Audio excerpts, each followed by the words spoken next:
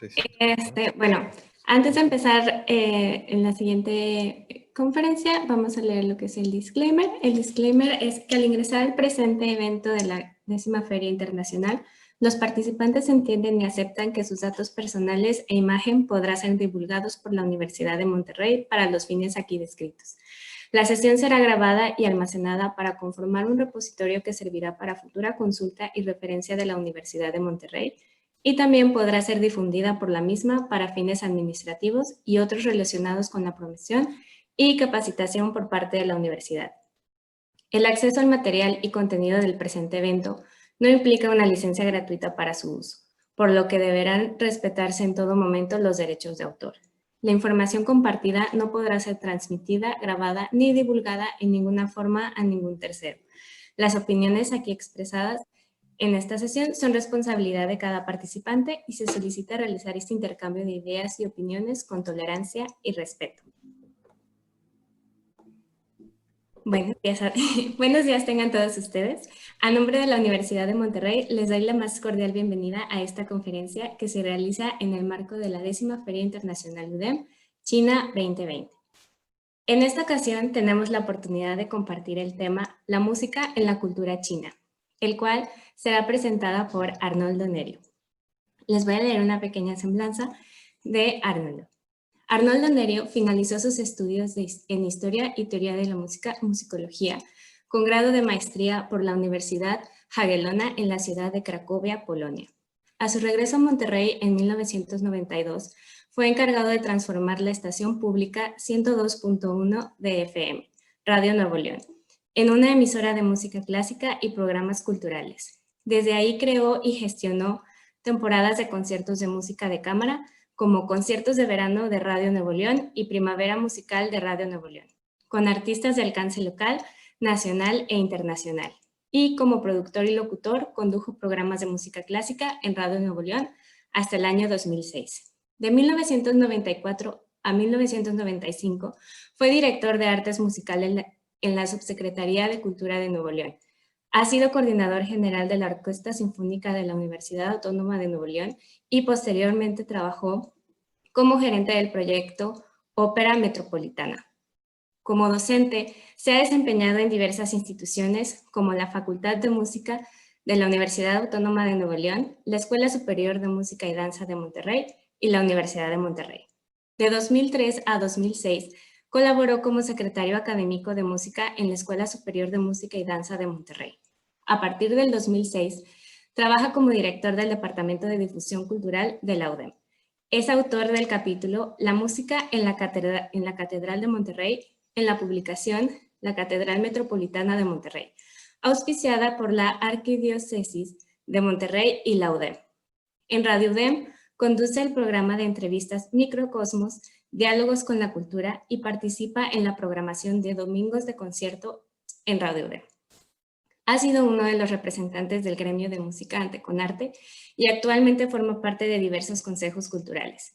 Como ejecutante de flauta dulce, ha sido integrante de grupos de música antigua en Polonia y México, como Camerata Cracovia, Perutinus Schola Cantorum y Ars Minuta.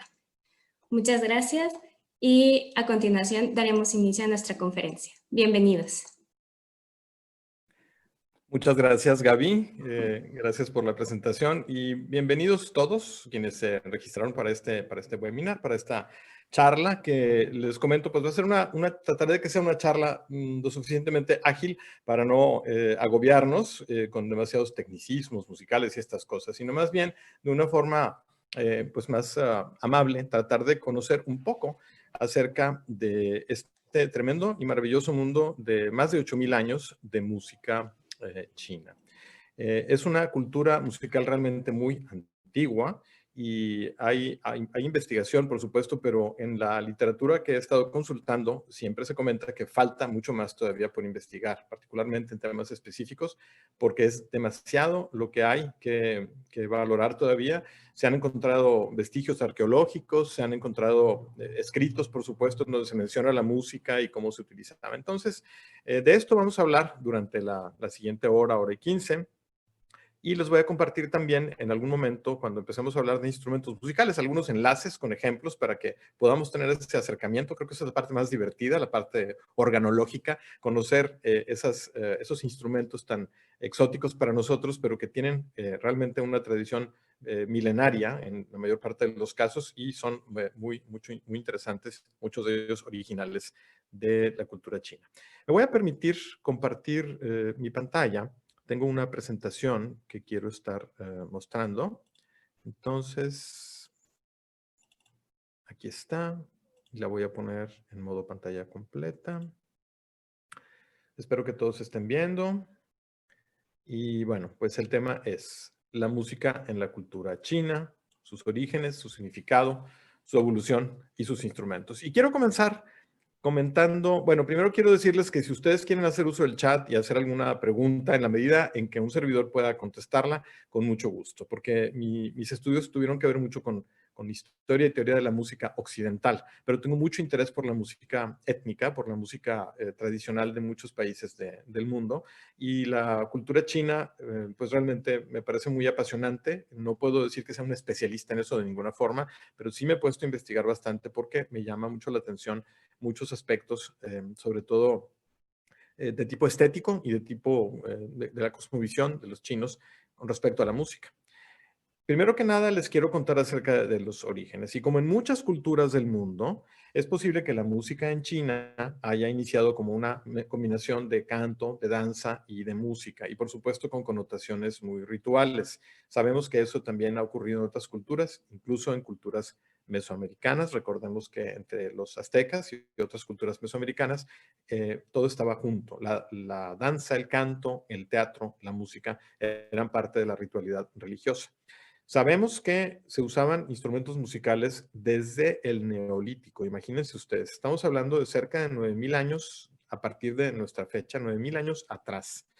Se encontraron, por ejemplo, más de 30 flautas en una zona arqueológica en Yahoo, con una antigüedad de cerca de 9,000 años, como les digo, y que están fabricadas con huesos de ave. He leído por ahí que posiblemente fuera una grulla, quién sabe, posiblemente sea un ave que ya no existe en China. Recordemos que allá las avestruces, por ejemplo, fueron siempre muy populares y las había en abundancia. Entonces puede ser un ancestro del avestruz, puede ser una grulla. El caso es que con estos huesos se fabricaban flautas como las que podemos ver aquí, que son ejemplares de los que fueron encontrados en Yahoo. Luego, en los Anales de Primavera y Otoño, que es una recopilación atribuida al gran filósofo y pensador chino Confucio, y esto ocurrió entre los siglos VI y V antes de Cristo. Si nos ubicamos en la temporalidad, es más o menos la época de grandes filósofos como Aristóteles, Pitágoras, un poquito antes.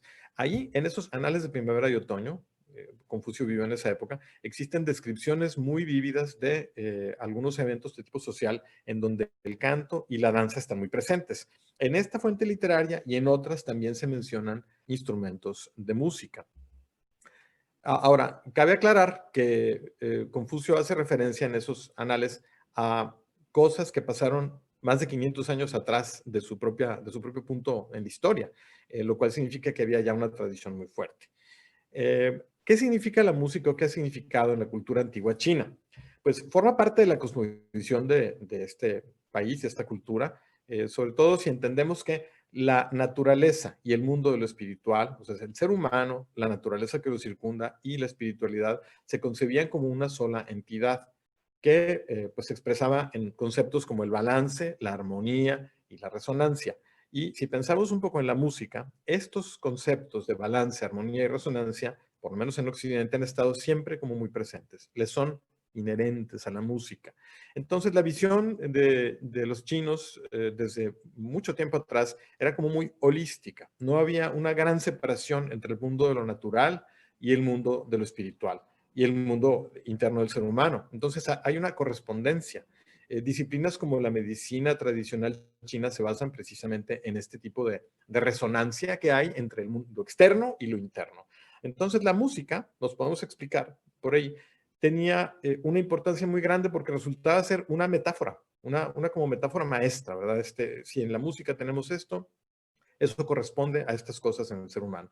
De ahí que sobre todo en la filosofía de Confucio y en su pensamiento vamos a encontrar recomendaciones muy fuertes que tienen implicaciones incluso políticas. Para Confucio, por ejemplo, un político podía hacerlo sí y solo si practicaba la música. La música era una disciplina que servía para muchas cosas, para crecimiento, desarrollo personal, como vamos a ver ahora, y que tenía un impacto en lo social, tenía un impacto formativo y por lo tanto tenía una importancia muy grande, no era pura recreación. En las Analectas, o Lunyu, que así se llama esta colección, Confucio explica que la música es un recurso para el autodesarrollo. Es una forma de expresión, por supuesto. Es también un elemento que propicia la estabilidad social. Es una herramienta política. Ahora veremos por qué y cómo se usaba como herramienta política. Y también representa una conexión entre el ser humano, la naturaleza y los poderes sobrenaturales, como ya les comentaba anteriormente. Es una representación holística, es un reflejo, un eco de lo que pasa en el mundo en general, no solo en la naturaleza, el mundo de lo espiritual y el mundo de lo natural. Confucio se inspira, como les comentaba, en las enseñanzas del duque de Zhou, que vivió en el siglo XI antes de Cristo. Estamos hablando que hay una diferencia de más de, o cerca de 500 años entre Confucio y lo que había pasado y estas enseñanzas que él obtiene, que él consulta a través de escritos que llegaron hasta él. Estamos hablando de una época muy, muy remota realmente, y vemos cómo ya entonces este duque de Zhou propone pues todo un tema con respecto a la música, toda una disciplina. Como les comentaba, la música no era pues un mero entretenimiento. Tenía mucha importancia en lo social, en lo político, en lo educativo, y esto desde tiempos muy remotos en China. Había una relación muy fuerte también, como les puse aquí, entre los rituales religiosos, la música y la música de la corte o la vida de la corte. En China era muy común, tuvo una gran tradición y desarrollo, por ejemplo, la arquería, el tiro con arco, el tiro al blanco, ¿verdad? Y pues era también un arma, ¿no? Entonces se hacían competencias de arquería que están bien descritas en algunos escritos de tiempos antes de Cristo. Se describen estas competencias de arquería y se describe cómo había una música que acompañaba cada una de las fases. Era todo un ritual. La vida de la corte era de un carácter muy, muy ritual. Entonces no había como casualidades, ¿no? Era cierta música que se tocaba en ciertos momentos de la competencia de arco, que era algo muy prestigiado. Para la corte era muy importante y para la gente que participaba en ello era crucial, pues digamos, quedar bien, salir en un buen lugar, ¿no?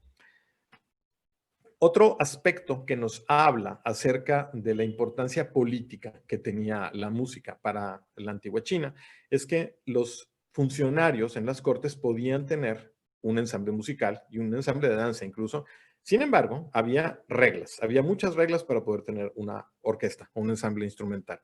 Por ejemplo, el número de músicos, el número de bailarines, el tipo de instrumentos que podían estar en esos ensambles dependían de la jerarquía o del rango de la persona que portaba este título nobiliario. Entonces no podía, por ejemplo, una persona no muy cercana a la familia real o a la corte imperial, pues no podía tener un ensamble de un número muy grande de músicos. No podía, pues, sobrepasar a la jerarquía que le seguía superior en este tipo de aspecto. Entonces sí era muy importante la música. Aquí les quiero comentar algo bueno, podría parecer un poco árido, pero realmente es bien interesante e incluso divertido. Resulta que los chinos fueron en nuestro mundo quienes diseñaron la primer teoría musical. Esto se cuenta en diferentes escritos y aparentemente ocurrió de esta forma. Un emperador, el emperador Huangdi, llamado el emperador amarillo, le comisionó a un señor llamado Linglun que hiciera un sistema musical, ¿sí? Entonces, Linglun lo que hizo fue tratar de encontrar la campana amarilla o el tono perfecto, el tono base, ¿sí? Y lo que hizo fue cortar un bambú en diferentes longitudes hasta que encontró la que a él le parecía adecuada o le parecía que correspondía al canto del pájaro Fenghuang, que el pájaro Fenghuang es nada menos que el equivalente del ave fénix, pero en la cultura china. Entonces, este señor Linglun se puso a hacer una serie de experimentos. Esto quedó consignado en escritos de la época más o menos de Confucio y que coincide más o menos con la época de Pitágoras en la antigua Grecia. Y fíjense que hay una coincidencia muy grande, porque según la leyenda, Linglun empieza a dividir el tubo, a cortarlo, a buscar tubos que tengan una cierta proporcionalidad entre ellos, ¿no? Y descubre la escala de armónicos, que es una cosa perfectamente física y natural. Si uno toma, por ejemplo, una cuerda, como hizo Pitágoras, se le divide a la mitad, que es una proporción muy simple, 2 a 1, se encuentra que los sonidos se parecen muchísimo. En música le llamamos a eso una octava, ¿sí? Es muy técnico esto, pero lo menciono porque vale la pena. Entonces encuentras esto, y la siguiente proporción que encontró Pitágoras, y que Linglund también lo hizo, fue dividir, en el caso de Pitágoras, la cuerda en una proporción de 2 a 3, y se encontró con otro sonido, con otra relación de sonidos muy importante que nosotros llamamos quinta en Occidente. Lincoln lo que usó fueron tubos de bambú, según la leyenda, y también cuenta la leyenda que el emperador, la primera vez que lo vio después de que le encargó el sistema, aquello sonaba horrible, y entonces lo puso a trabajar hasta que trató de perfeccionar ese sistema. De esta manera, dividiendo en proporciones matemáticas, Linglund aparentemente habría encontrado una serie de notas que, acomodadas de cierta forma, nos dan lo que nosotros llamamos ahora la escala pentáfona. La escala pentáfona se las puse en notación occidental aquí abajo. En notación occidental es como do, re, mi, sol, la. Y en términos de sonido, porque pues no todo el mundo tiene formación musical, es algo así como esto. Esa escala es omnipresente, está en toda la música china. Mucha de la música china desde hace mucho tiempo se basa en este tipo de escala para hacer su música.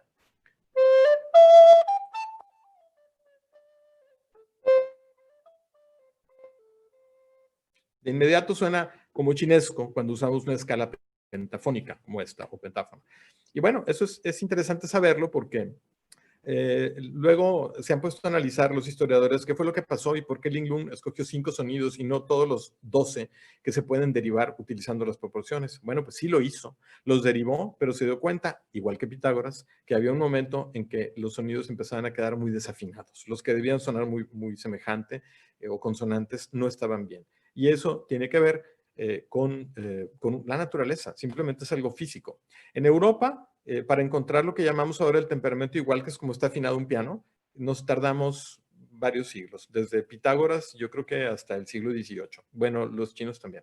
Hasta el siglo XVII lograron hacer un ajuste en la afinación, de manera que las cosas funcionaran bien para el oído y funcionaran bien también desde el punto de vista de la proporción.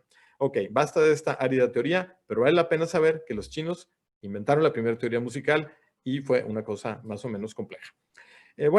Vamos a hablar un poco acerca de la evolución histórica. Trataré de pasar rápidamente por aquí, pero vale la pena. Ya sabemos que la historia de China es compleja, es larga y generalmente se expresa en dinastías, ¿no? La dinastía Xia, que es en estos años que tengo aquí marcados, de 2070 a 1600 antes de Cristo, estamos hablando de mucho tiempo, de hace 4000 años desde nuestro punto actual, pues era usada para sacrificios totémicos, pero se amplían sus funciones ahí y sirve para exaltar los logros de los monarcas. Luego tenemos una dinastía llamada Shang, y ahí empieza la era de bronce y consecuentemente se empiezan a producir también instrumentos con este material como campanas. Más adelante vamos a ver ejemplos de esto. También instrumentos de piedra percutida como el ching, que tiene un uso ritual en ceremonias importantes. Por ejemplo, en procesiones a la corte imperial, ofrendas de sacrificios, fiestas de cierta importancia, preparativos para la guerra. En la dinastía Zhou occidental, que es de 1046 a 771 antes de Cristo, o sea, hace muchísimo tiempo, hace 3000 años más o menos, se empieza a sistematizar la música ritual y empiezan a surgir unos códigos bastante rígidos con respecto a qué se interpreta y cómo y dónde. Y se establecen también organizaciones para la enseñanza de la danza y de la música, porque, como les comentaba, la importancia era tan grande que había que administrar y regular esto. Y ya les había dicho, los funcionarios podían tener grupos de danza y música, pero el número de bailarines y músicos, los instrumentos, pues dependían un poquito del rango. En la dinastía Zhou occidental también es cuando surge precisamente esta teoría musical que les acabo de comentar, que se llama de los 12 Lü, que son los 12 tonos o las 12 notas, como las 12 notas que tenemos en Occidente en nuestra escala cromática. Y también aparecen los nombres de las 5 notas de la escala pentáfona, que es, como digo, la que después se utilizó muy ampliamente, o desde entonces se usaba ampliamente para escribir la música y que equivalen a las notas que ya les había yo comentado. Luego, en los periodos llamados de primavera y otoño y de los estados combatientes, que es del siglo VIII al siglo III antes de Cristo, se desarrolla la música regional y hay mucha interacción entre las músicas regionales. ¿Por qué? Porque es una época de conflictos y de interacciones culturales y entonces se desarrollan más instrumentos. Y una fuente muy importante de información musical es una famosa tumba que en el siglo XX fue descubierta, la tumba del marqués G. de Zeng. Y ahí nos encontramos con este maravilloso instrumento que tenemos en la fotografía, que es un juego de campanas llamado Bianzhong. Es un juego de campanas extraordinario. En unos momentos más vamos a escuchar un ejemplo de cómo suena justamente esa colección de 65 campanas. Es uno de los instrumentos más bien conservados y más grandes que hay en China de una época tan remota. En este periodo también surge una clasificación de los 8 sonidos. Nosotros modernamente, y lo vamos a ver al rato, clasificamos los sonidos de acuerdo a un sistema que ideó un señor llamado Kurt Sachs, alemán. Pero para los chinos, la clasificación de los 8 sonidos tenía que ver con los materiales con que estaban construidos los instrumentos. Ahora, hay que entender, el sonido oro no era de oro, eran las campanas de bronce, precisamente, se clasificaban ahí. La piedra es, por ejemplo, el ching, que es el instrumento que tienen ustedes al extremo inferior derecho, que son unas como lajas de piedra con una forma muy particular o de jade y que tienen un sonido muy bello cuando se les golpea con un martillo. Los sonidos de tierra tienen que ver con una especie de ocarinas que vamos a ver también en un rato más, que se llaman xun. La piel, pues obviamente se aplica en los parches de los tambores. La seda se utilizaba para hacer las cuerdas del kuqin, un instrumento muy antiguo y muy importante en la cultura china. La madera, para un instrumento llamado zhu, que es como este tigre que está aquí, que es un raspador realmente. Se utilizaba una varita con una serie de filamentos y marcaba el inicio y el fin de algunas ceremonias de tipo ritual religioso. La calabaza o sheng también es un material que se le consideró como para clasificar sonidos, ¿no? Y finalmente el bambú o el xiao, perdón, es un instrumento hecho de bambú, lo vamos a ver también. Y el sheng también es un instrumento como el que tienen aquí del lado derecho, que es con una serie de tubos verticales, ¿no? Con una especie de lugar para ahí, una embocadura para echar el aire. Ese es como un organillo de boca, ¿no? Bueno, en las dinastías Qin y Han, que estamos hablando ya del siglo III antes de Cristo, del siglo III después de Cristo, se establece un instituto musical que se utilizó para administrar la música con fines políticos y culturales. Una cosa muy importante que se hizo en esa época fue clasificar y recolectar la música folclórica de diferentes regiones. También surgió un tipo de canto que yo le puse responsorial porque equivale a lo que en Occidente llamamos eso, ¿no? Uno canta y 3 personas le hacen eco, ¿sí? Entonces, ese tipo de canto, que lo conocemos en Occidente del canto gregoriano como responsorial y que se conoce en algunas culturas como en la tradición de los países árabes también, de una persona canta un verso, los otros le responden, pues eso surge también en esta época. Y se populariza la música como guchui, que son tambores y alientos, una música muy apropiada para tocar en exteriores. Hay un periodo llamado de las 6 dinastías, y por aquí hasta aquí vamos a llegar en cuanto a la historia. No me voy a extender hasta el siglo XX, ahorita les digo por qué. Y esta es una etapa también de mucha inestabilidad, y ahí hay una fuerte influencia de Asia Central. Entonces, algunos instrumentos que creemos que provienen de Asia Central entraron en este periodo. Se expande también el budismo, y eso tiene implicaciones en la ritualidad musical. Y la interacción de la música de la planicie central de China con la música del sur produjo también un estilo muy particular que duró muchos siglos, que se llama Qingshan o Qingshan. Bueno, vamos a la parte, como les digo, entretenida, y vamos a empezar a ver los instrumentos musicales, porque creo que esto nos va a tomar un poquito más de tiempo. Miren, primero que nada, les comentaba que la clasificación que Kurt Sachs, un musicólogo alemán, realizó en el siglo XX de los instrumentos, cualesquiera que fuesen estos en el mundo, tiene que ver con cómo están construidos también. Los cordófonos son los instrumentos de cuerda. En Occidente serían, por ejemplo, el violín o la guitarra también, simplemente por el hecho de tener cuerdas. Un arpa también es un cordófono. Los aerófonos son los alientos, los que utilizan el aire precisamente para poder generar sonido, como el clarinete, la flauta, la trompeta, el trombón, el saxofón, todo lo que tenga que ser llevado a la boca para poder producir un sonido es un aerófono. Y los idiófonos y los membranófonos son instrumentos de percusión. El membranófono es porque tiene una membrana, el idiófono no necesariamente. Una campana es un idiófono, pero un tambor es un membranófono. Bien. Ahora vamos a empezar a repasar los instrumentos de China. Son solamente algunos de los muchísimos instrumentos que a lo largo, imagínense ustedes, de 8,000 años, fueron surgiendo en China. Y les propongo que hagamos esta dinámica. Con el fin de poder disfrutar de los ejemplos musicales que les voy a compartir, lo que vamos a hacer es que en el chat les voy a poner poco a poco enlaces para que puedan escuchar durante 1,5 minutos o 2 el instrumento del que estemos hablando. Creo que esta es la parte más entretenida de todo este asunto. El primer instrumento de cuerda son de cuerda pulsada. Hay dos, cuerda pulsada o cuerda frotada, como el violín, que tiene un arco. Ahorita vamos a ver un equivalente del violín. Entonces, el Q-chin es una especie de cítara que tiene 7 cuerdas de seda, tradicionalmente. No tiene puentes. ¿Qué es un puente? Es algo que se pone para que la cuerda se apoye ahí. Ahorita vamos a ver un instrumento que tiene puentes y lo vamos a entender todos muy bien. Se mencionan escritos de hace cerca de 3,000 años y se han encontrado ejemplos, los arqueólogos los han encontrado en tumbas de hace 2,500 años. Entonces, imaginen ustedes, es un instrumento muy antiguo.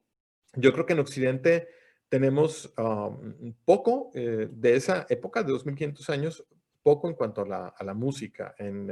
En Grecia sabemos que utilizaban un instrumento llamado auloi, que eran como dos especies de flauta doble, un instrumento de caña doble que se tocaba en 2 tubos al mismo tiempo. Sabemos de la cítara también, pero así como tener ejemplares provenientes de esa época, pues eso es más raro, ¿no?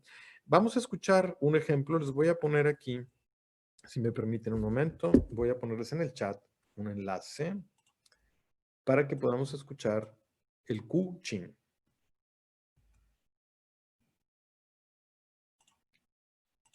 Va. Es un enlace de YouTube. Les pido que lo abran y si pueden escucharlo durante un par de minutos, los voy a dejar escuchar y luego ya los voy a interrumpir para que podamos fluir. No llega. Me dice César Bustos que no llega el enlace. ¿No les llegó? Ups. Está en el chat. Ya lo puse de nuevo. A ver, perdóname. Sí, ya sé qué pasó. Lo que pasa es que no estaba yo enviándolo bien.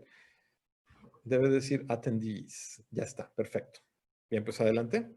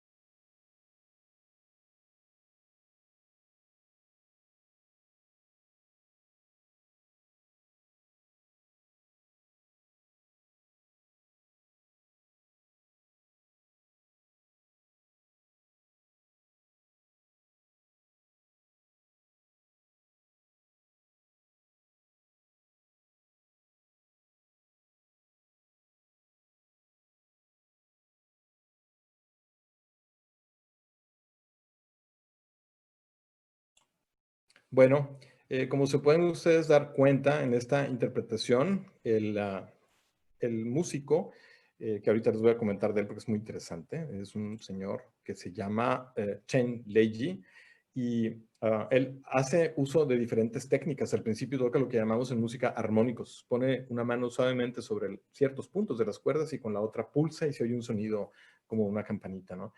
hace diferentes cosas, pero toca con las dos manos, como ustedes vieron, y simplemente es un instrumento muy importante en la cultura china, un instrumento alrededor del cual se hicieron grandes escuelas y que se utilizaba mucho para la ritualidad. Complejo el instrumento, no es sencillo, porque es como en un violín, por ejemplo, que no tiene trastes como la guitarra, pues aquí para conseguir afinaciones en una misma cuerda hay que utilizar justamente los dedos de una manera pues bastante intuitiva. Yo creo que es un instrumento muy bello y realmente tiene una gran importancia dentro de China. Lo interesante con el maestro Chen Leiji es que además de que es un graduado del Conservatorio de Shanghái y especialista en Kuching, pues resulta que también es director de orquesta occidental. Se graduó en el Conservatorio de Rennes en Francia y pues eso es muy sorprendente, pero es también una muestra de lo que pasa en la modernidad con la música en China. A partir del siglo XX, una interacción cada vez más grande con la música de Occidente. Vamos a pasar ahora a otro instrumento que a mí me parece muy notable también y que se parece de alguna manera a este otro. ¿Por qué? Porque tiene cuerdas, es horizontal, se toca horizontalmente, se llama guzheng. Y guzheng es una especie de cítara también, pero fíjense las diferencias que hay con el que acabamos de conocer. Tiene un mayor número de cuerdas, generalmente más de 20. Se toca con lo que llamamos en música plectros o púas de plástico que se colocan en los dedos de una mano. Pueden ser de plástico, de resina, de concha de tortuga, de marfil. Pues obviamente el plástico sería más moderno. Lo más tradicional quizás sería la concha de tortuga o el marfil. Tiene puentes. Se fijan ustedes que estos como triangulitos que vemos al centro del instrumento es lo que llamamos un puente. La cuerda descansa sobre el puente y entonces se tocan de un solo lado las cuerdas, ¿sí? Mientras que con la otra mano, la mano opuesta, en este caso puede ser la izquierda, si somos diestros, las cuerdas pueden ser utilizadas, es decir, pueden ser oprimidas y soltadas para crear ciertos efectos que en música llamamos glissando, por ejemplo. Y bueno, es un instrumento más reciente que el cuchín, porque el ejemplar más antiguo se le ha fechado en el periodo de los estados combatientes entre los siglos 5 y 3 antes de Cristo. Es poquito después de Confucio. Mientras que el otro instrumento es mucho más antiguo, ¿verdad?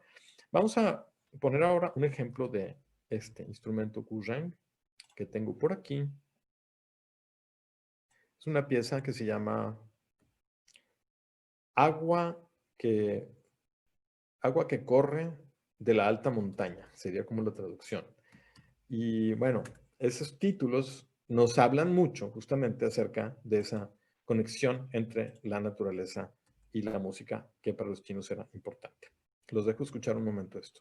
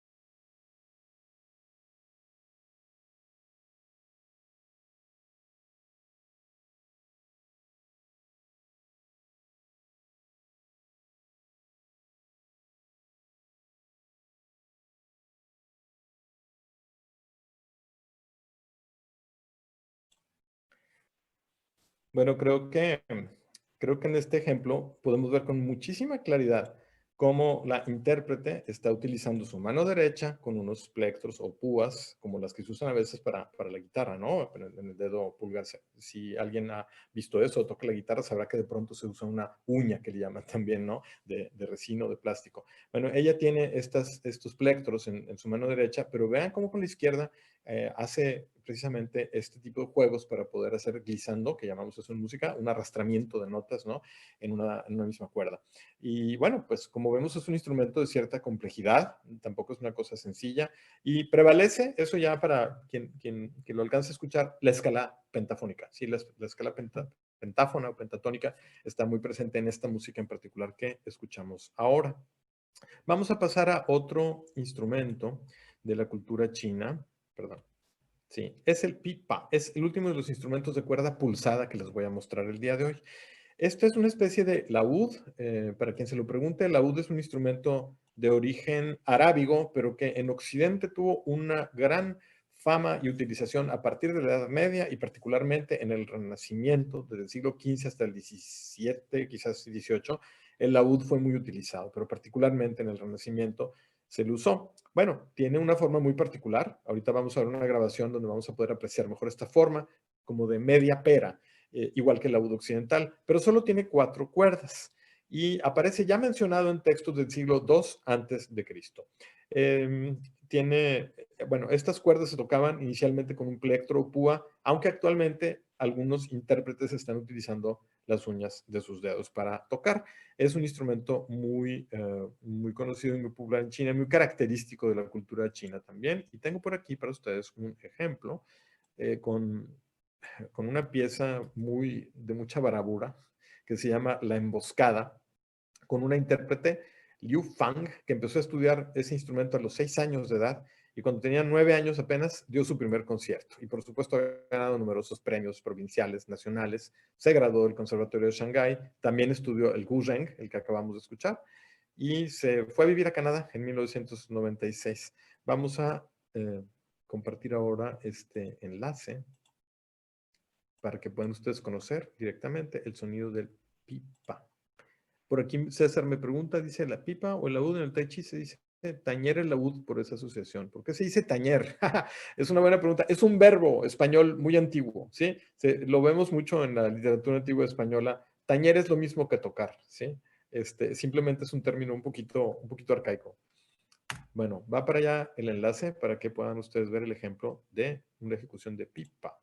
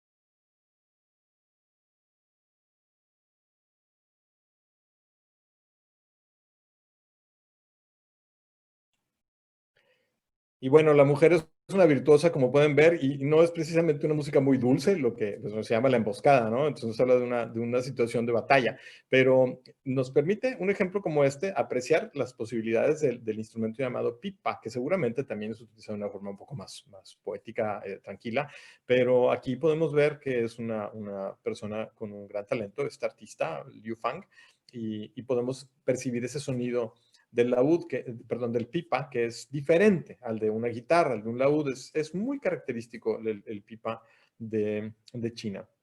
Y quisiera ahora hablarles de un instrumento, el único que traigo aquí como ejemplo, no, traigo dos. No, perdón, me falta uno de cuerda pulsada. Rápidamente lo vamos a ver. Es el ruan, que se fabrica en diferentes tamaños. El pipa también se hace en diferentes tamaños. Hay uno estándar, pero hay como diferentes tamaños. Y tanto pipa como ruan se utilizan en ensambles instrumentales en China. Ha habido todo un renacer de la música tradicional china desde cierto momento del siglo XX y estos instrumentos en esas orquestas juegan como cuando vemos una orquesta occidental y vemos de pronto los violines, las violas y los chelos. Bueno, pues acá tenemos de repente el ruan y otro instrumento que vamos a ver adelante. Es como un laúd también de cuatro cuerdas con este muy característico cuerpo de forma redonda y data del siglo III antes de Cristo también. A veces le llaman el pipa de la dinastía Qin, que es la que impera justamente por ahí del siglo III antes de Cristo y que hizo una pequeña revolución con las cuestiones musicales porque traían una visión diferente. También se toca con un plectro o con unas uñas de acrílico. Vamos a, vamos a ver un breve ejemplo de el ruan para que vean ustedes la diferencia de sonido que hay con el instrumento llamado pipa, porque sí que la hay. Va el enlace. Listo.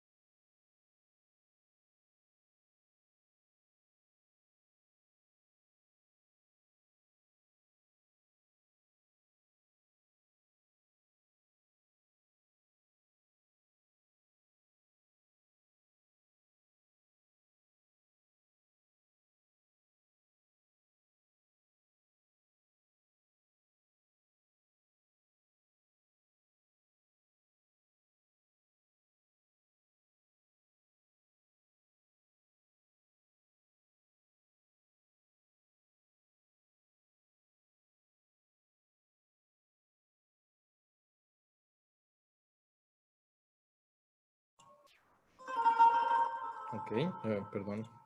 Voy a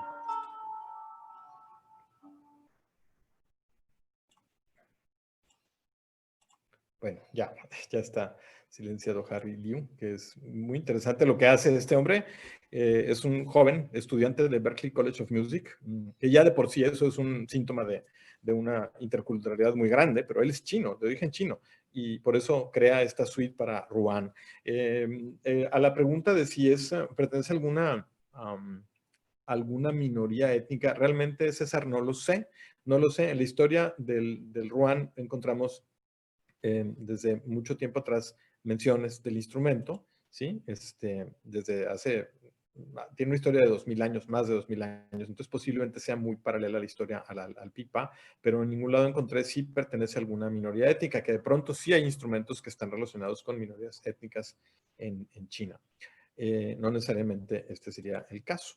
Voy a proceder ahora a presentarles el único instrumento de cuerda frotada que tenemos aquí. Fíjense bien, el violín es un instrumento que todos pues, conocemos de alguna u otra forma y que tiene una particularidad y es que tiene un arco, ¿sí? Y con el arco frotamos las cuerdas por encima de las cuerdas. No se toma el violín de esta manera y se frota, o sea, es decir, se pone contra el cuello, sobre el hombro, y con el arco lo frotamos así. El erhu pertenece a una familia de instrumentos llamada huqin y es una especie de violín de únicamente dos cuerdas que inicialmente eran de seda y que se tocan con un arco de madera que tiene cerdas de cola de caballo, de manera muy semejante a los arcos modernos para instrumentos occidentales de la familia del violín. Solamente que la tapa de la caja de resonancia está cubierta con piel de víbora. Esa es una cosa muy curiosa. Algunos fabricantes, según lo que he visto, están tratando de suplir este elemento, que obviamente por razones de conservación de especies, y suplirlo con otro material equivalente. Este fue introducido en China hace como 1000 años, perdón, y posiblemente este instrumento sí provenga de Asia Central. Recuerdo que en un periodo de la historia hubo mucha influencia de Asia Central, posiblemente fue este. Entonces, este erhu, aquí los voy a invitar a ver un video muy particular en que una persona, intérprete del erhu, y que forma parte de un grupo llamado Shen Yun, que es un grupo de música y danza chino que va a estar en Monterrey en mayo del año que viene. De una vez se los paso el costo, si el COVID lo permite, por supuesto. Y entonces, va en el chat el enlace. Quisiera que lo escuchen un momento de esto porque es una explicación muy, muy interesante sobre el erhu.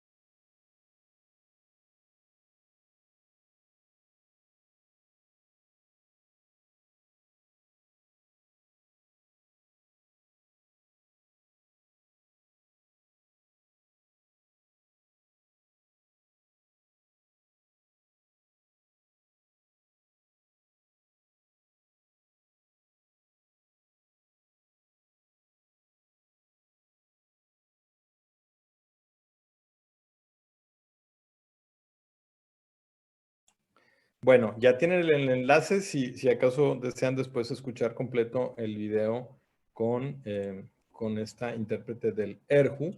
Pero les comentaba aquí en el chat que se fijaran como el arco, no sé si lo notaron, pero el arco está de un lado, es decir, la madera, y las cerdas están del otro. Entonces hay que armar el arco cada vez que vas a tocar el erhu. Hay que armarlo porque a diferencia del violín occidental, en que el arco, pues solamente hay que tensarlo, ¿no? Pero se pone encima de las cuerdas, aquí, entre las cuerdas, está de un lado la madera y de otro lado las cerdas, ¿no? Entonces, para poder tocar con las dos cuerdas, el intérprete tiene que hacer esto con las cerdas, esto o esto. Es decir, o tallas de un lado o tallas del otro. Entonces, es un instrumento complejo, no es tan sencillo y como ustedes pueden ver, pues tiene un sonido muy, muy particular.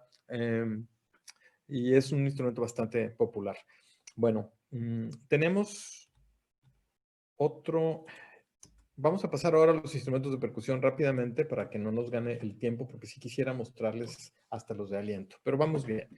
El bianzhong es un instrumento de percusión que ya les había yo mencionado porque este en particular que está en la foto proviene de la tumba del marqués Yi, el marqués de Yi de Zheng, y fue desenterrado este instrumento allí. Él murió, fíjense bien, a fines del siglo V antes de Cristo. De nuevo, remitámonos para que tengamos un gancho en nuestra mente. Más o menos es como un siglo antes de que naciera Aristóteles, por ahí, ¿no? Este filósofo griego.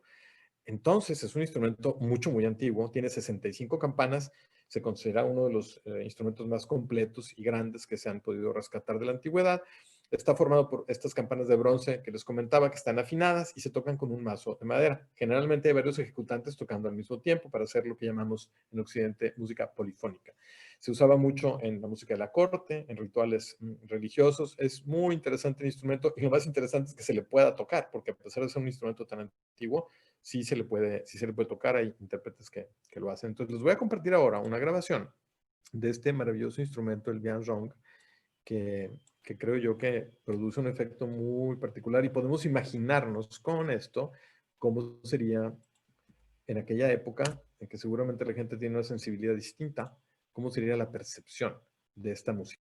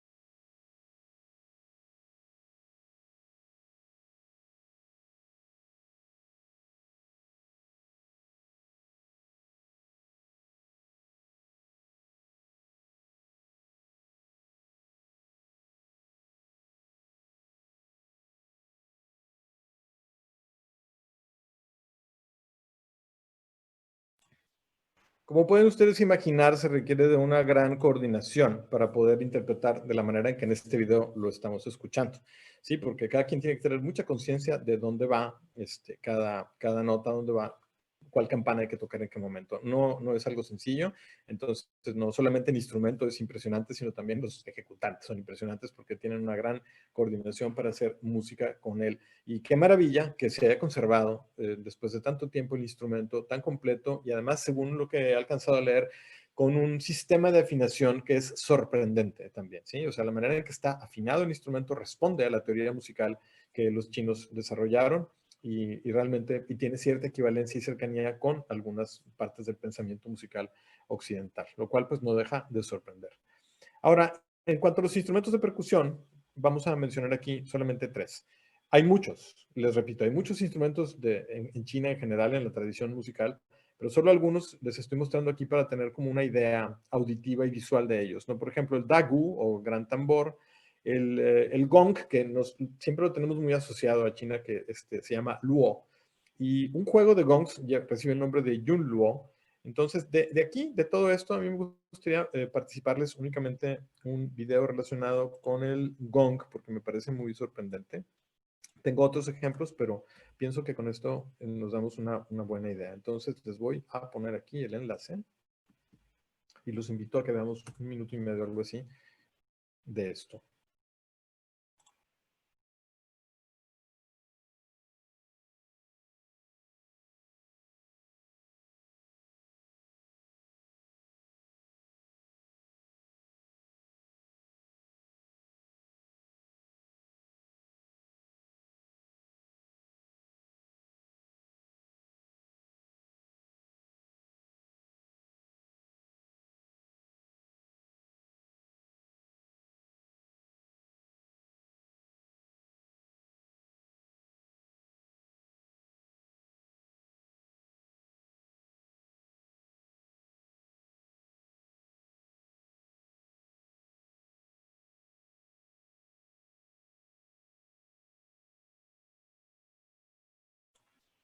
Bueno, el video evidentemente es como un comercial y voy a poner, si ustedes están viendo todo el video, dejen correr un poquito el gong sinfónico de 80 pulgadas, que es una verdadera increíble cosa.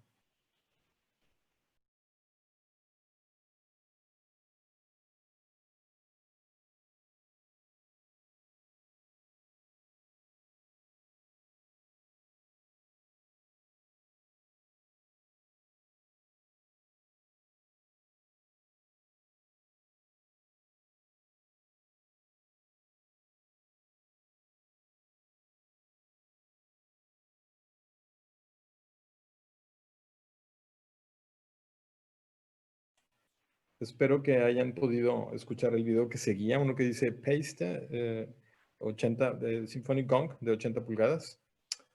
Bueno, porque es muy sorprendente, es un gong realmente enorme y tiene también un sonido muy, muy sorprendente. Eh, Aquí me dice en el chat César que le gustaría uno así para su casa, pero yo no sé si les gustaría a los vecinos o a los otros integrantes de la casa. En fin, siempre depende de cómo lo quieras usar. Este instrumento, que parece muy sencillo, en mi opinión, es de una muy gran riqueza y es muy característico en las culturas asiáticas. Si a alguien le interesa las culturas musicales asiáticas, verán que los gongs aparecen también en los gamelanes, en Oceanía, en Java, en Sumatra, aparecen diferentes formas de gong, ¿no? O instrumentos como el yunlo, que es un juego de gongs. Vamos a pasar ahora a mi sección favorita, porque me siento muy cercano a esto, son los instrumentos de aliento. Los instrumentos de aliento de las tres grandes familias, ya les mostré cuerdas de dos tipos, frotadas como el erhu y pulsadas como el pipa y como el ruan. Y aquí y los instrumentos de percusión, que también ya vimos por lo menos un ejemplo. Pero en los instrumentos de aliento tenemos también una gran riqueza y variedad. Voy a empezar por uno que no es quizás el más chino ni el más antiguo, es el suona, pero es muy característico y cuando lo escuchen van a ver cómo de alguna forma siempre asociamos la música china o escuchamos el instrumento y decimos, ah, es música china.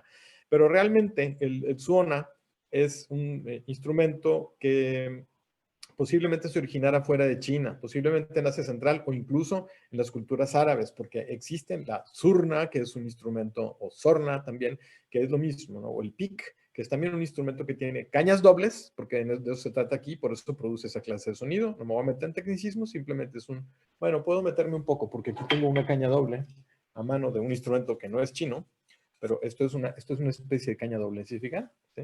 La caña doble lo es porque son dos que están pegaditas y que al soplar se produce una vibración de las dos y se produce el sonido. Bueno, pues en el caso del suona, así pasa, pero muy, muy agudo, ¿no? Se usaba mucho o se usa también para música exterior, en ensambles instrumentales, va muy bien con percusiones sobre todo, o con otros instrumentos de un volumen más importante. Vamos a escuchar un pequeño ejemplo de suona que vale la pena para que lo tengamos presente. Va.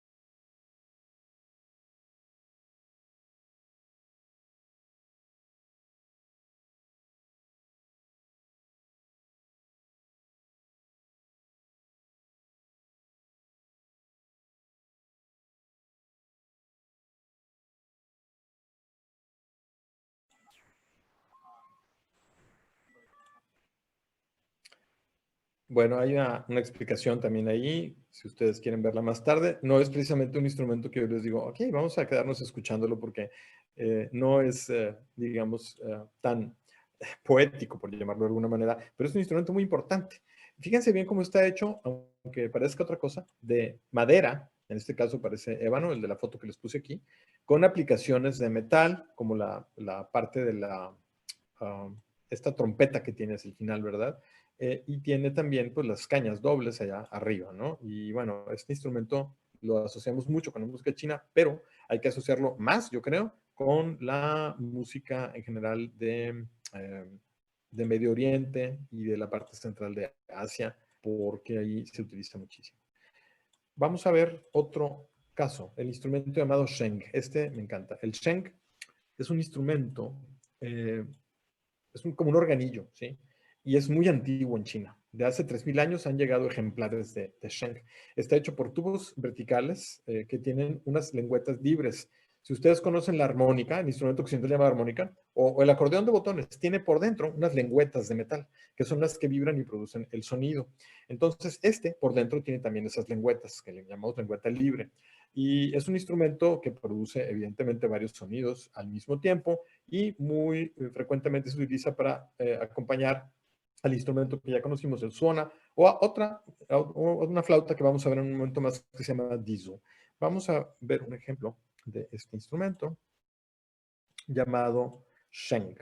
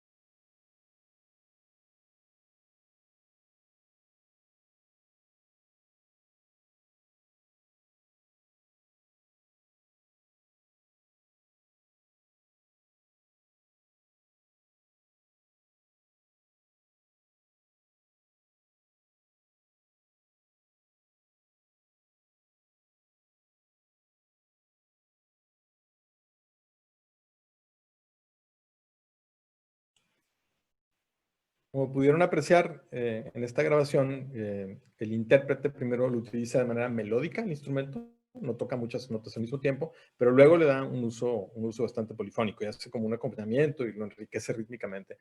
Es sorprendente un instrumento así, con esa antigüedad que les comentaba. Es decir, podemos imaginarnos cómo sería la música que se tocaba en aquel entonces, pero si tiene la capacidad de tocar notas al mismo tiempo, bien pudieron haberlo hecho de esa manera los antiguos chinos. Es realmente notable ese desarrollo y nos hace reflexionar acerca de la importancia que realmente tiene la música para esta cultura.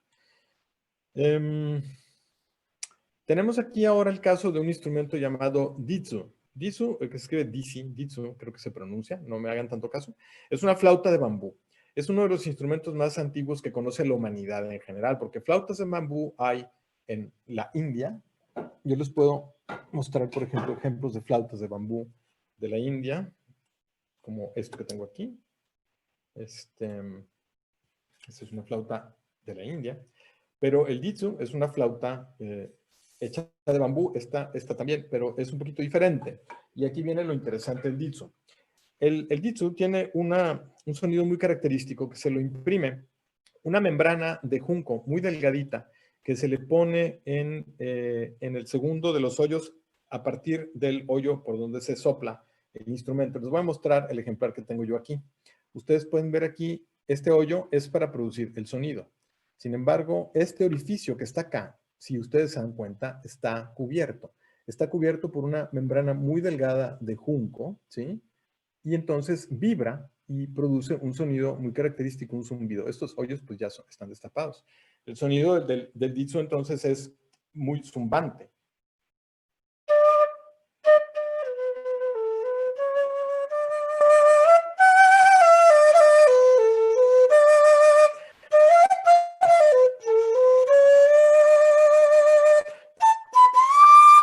Okay. No se va a escuchar muy bien a través del micrófono esto, por eso les tengo aquí un ejemplo, pero es una flauta muy característica y muy popular en China. Y les voy a compartir ahora un enlace para que escuchen a alguien que sí sabe tocar el instrumento y tengan una imagen auditiva más correcta.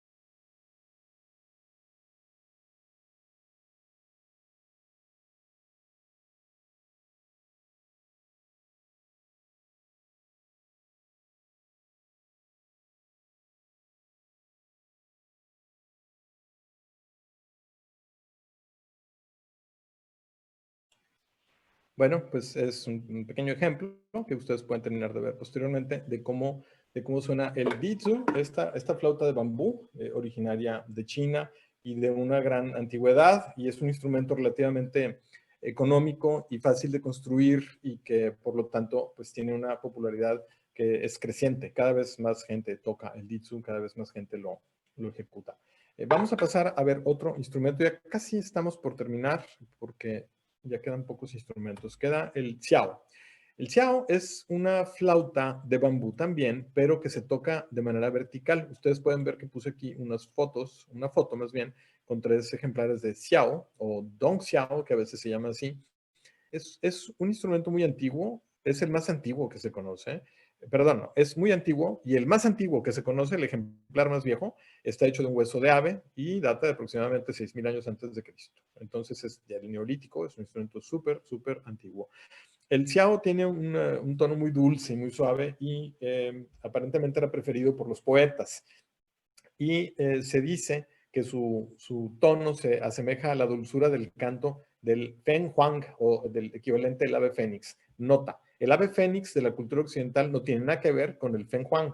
Son tradiciones totalmente diferentes, pero hay mucha semejanza. Por eso a veces nos vamos a encontrar con el nombre de ave fénix para referirnos al Fen Huang, que de hecho es una palabra doble porque para los chinos el ave fénix o este ave inmortal, ¿verdad? Y mágica que auguraba muy buenas cosas, era femenina o masculina, y entonces el Feng es masculino, el Huang es femenino, correspondiendo también a esta idea de la energía positiva masculina y la energía femenina.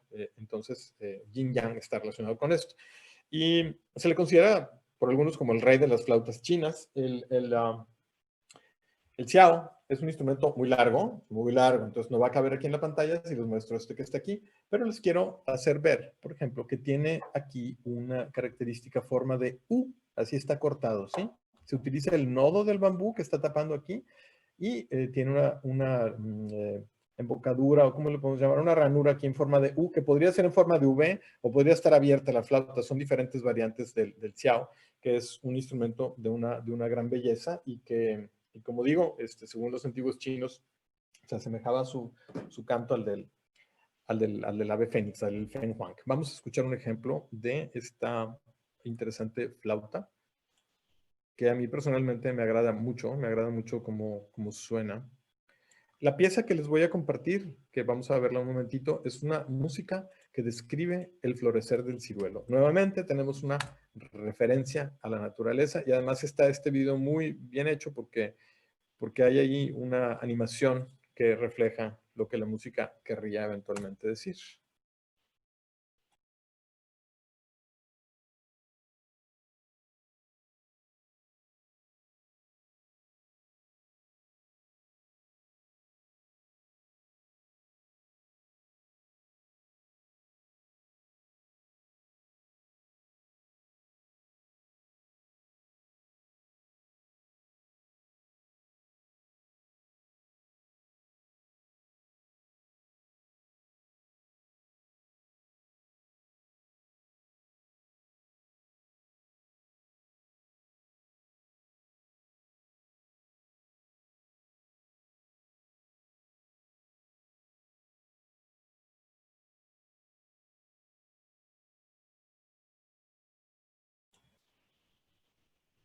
La música creo yo que es bella y el instrumento suena muy bien y la animación está realmente muy, muy adecuada también. Entonces, bueno, espero que disfruten luego completo este video y que busquen.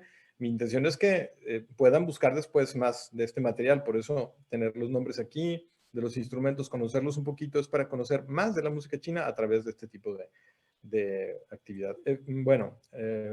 Casi finalmente, ¿sí? Les voy a mostrar el xun. El xun es un instrumento muy peculiar que tiene esta forma de huevo en su versión más tradicional. Los más antiguos que se han encontrado tienen esta forma. Aquí tengo uno físicamente presente, ¿verdad? El xun tiene hoyos, ¿sí? En este caso, el que tengo aquí en mis manos tiene seis hoyos por delante y dos atrás, y con eso se puede producir una gama interesante de sonidos. Este que está aquí puesto en la foto también tiene ese mismo número de hoyos, pero también hay, en un momento determinado se empezaron a producir siglos más adelante, porque pues fíjense, el ejemplar más antiguo tiene 5,000 años, ¿no? Y tiene forma oval con base plana, como este, y tenía un solo orificio. Posteriormente encontramos ejemplares que tienen formas de objetos comunes, como frutas o animales, y que tienen más orificios. Esta es una versión un poquito más evolucionada de un xun. Es un xun de 10 hoyos, tiene 8 al frente y tiene 2 atrás. Es un instrumento que tiene un sonido muy, muy característico. Estoy aprendiendo a tocarlo, así es que no esperen mucho, pero ahorita les pongo un ejemplo.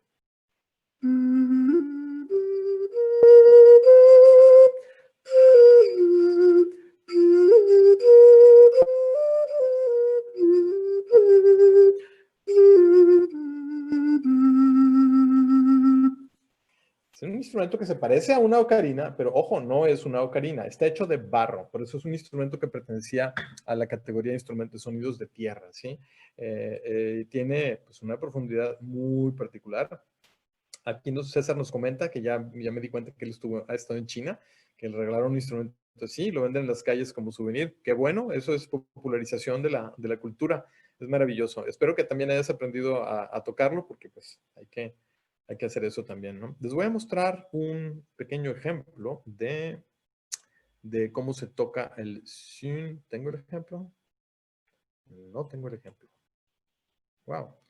Sí, creo que no. El ejemplo tuvo que ser ese que yo les mostré conmigo. Entonces hay que buscar, hay varios ejemplos muy interesantes de gente. Se escribe XUN, se dice Xun, y bueno, pues fue encontrado el más antiguo como ya les comentaba, hace muchísimos miles de años, en un sitio de Zhejiang, creo que se llama, que es de la cultura Hemudu en China.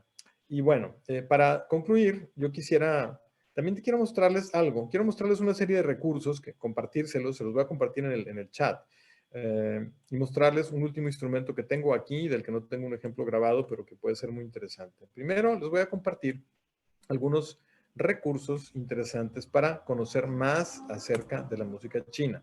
Miren, les recomiendo este libro que se llama Chinese Music, editado por Cambridge University Press, que hace una retrospectiva general acerca de la evolución, la historia de la música china, en un lenguaje bastante sencillo, coloquial, y creo que vale la pena acercarse a conocerlo. Hay otro libro, por aquí los tengo. Hay otro que se llama, este es el de Jin Jie, ¿sí? Chinese Music. Y este otro se llama Chinese Music and Musical Instruments, música china e instrumentos musicales chinos. Es también un libro bastante, pues relativamente reciente, publicado en 2011. Y finalmente les puse por aquí un texto mucho más complejo, es una obra académica de una investigadora llamada Erika Fox Brinkley, que se llama Cosmología y las políticas de la armonía en la China temprana. Ese libro es muy ilustrativo porque nos habla mucho acerca de la parte de la conexión de lo espiritual y lo musical en el pensamiento chino y realmente es una pieza muy recomendable. Yo no he terminado de leerlo, pero lo estoy leyendo con mucho interés porque realmente vale la pena. Luego, en cuanto a grabaciones, ¿dónde se encuentran? Dice César Bustos. Mira, yo los conseguí en línea. El de Erika Fox Brindley, honestamente lo compré como ebook, pero los otros físicamente se pueden conseguir a través de fuentes como Amazon y te lo envían. Y por otra parte, les quiero compartir que en China existe una compañía muy grande que se llama China Record Corporation, CRC, que ha publicado a la fecha más de 60,000 títulos con más de 1,000 años de música tradicional china. Creo que ellos produjeron las primeras grabaciones de música china allá por los años 20 del siglo XX. Entonces, y son las que se consideran más antiguas grabaciones chinas.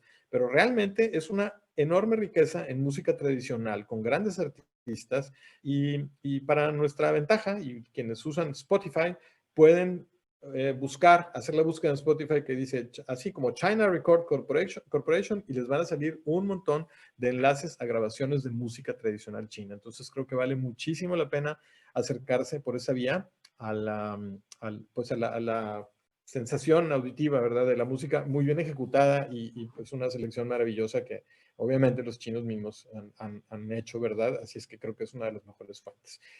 Para terminar, quiero mostrarles un instrumento muy curioso también, del que no tengo ninguna foto por ahí, pero lo tengo aquí físicamente. Es un instrumento que se llama hulusi y tiene una forma muy particular. ¿Se acuerdan que les comentaba que la calabaza era también un elemento, un tipo de sonido? Bueno, pues este instrumento está hecho de una calabaza o guaje, como pueden ver en esta parte superior. Tiene un orificio por donde se sopla, ¿sí? Por ahí entra el aire, porque es un aerófono. Y tiene 3 tubos de bambú, ¿ok? Tiene 3 tubos de bambú y cada uno de estos tubos de bambú en su interior tiene una lengüeta. A ver si lo puedo desprender. Así. Un segundo. No quiero hacer un desastre, entonces no lo voy a desprender ahora, porque luego voy a batallar mucho para armarlo de nuevo. Pero dentro de cada uno de los tubos hay una lengüeta de metal y es la que al vibrar produce el sonido. Les decía, como la armónica. Esto suena más o menos así. Ojalá que se pueda con mi micrófono.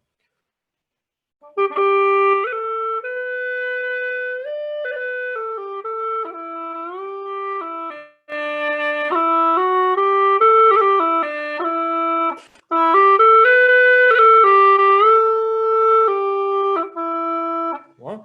Lo interesante con este instrumento es que tiene 3 tubos de bambú. ¿Y saben por qué? Porque los otros 2 sirven para hacer un acompañamiento de lo que en música le llamamos en Occidente una nota pedal. En inglés se llama drone y es una palabra más adecuada que las que tengo en español para ello. Pero un drone es, por ejemplo, un intervalo sostenido ¿verdad? Que produce notas que sirven de acompañamiento. Les voy a mostrar un poco de esto.